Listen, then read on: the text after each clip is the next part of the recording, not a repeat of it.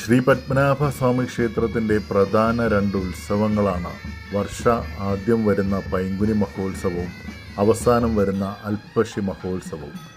ഈ രണ്ട് ഉത്സവങ്ങൾക്കും ശ്രീ പത്മനാഭസ്വാമിയും പരിവാരമൂർത്തികളും ശംഖുമുഖം സമുദ്രതീരത്തേക്ക് ആറാട്ടിന് പോകും വഴി ഈ സ്വാമിയുടെ മുന്നിൽ മാത്രമാണ് വന്നു നിൽക്കുന്നത്.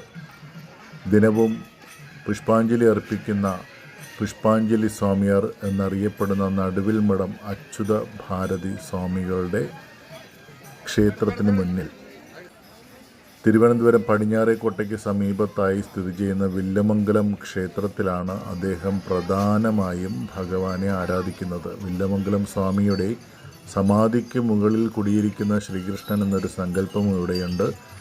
ആ ശ്രീകൃഷ്ണനെ ആരാധിക്കുന്നതിനോടൊപ്പം തന്നെ ദിനവും ശ്രീ പത്മനാഭ സ്വാമി ക്ഷേത്രത്തിലെത്തി ഭഗവാനും പുഷ്പാഞ്ജലി അർപ്പിക്കുന്നു എന്നതാണ്.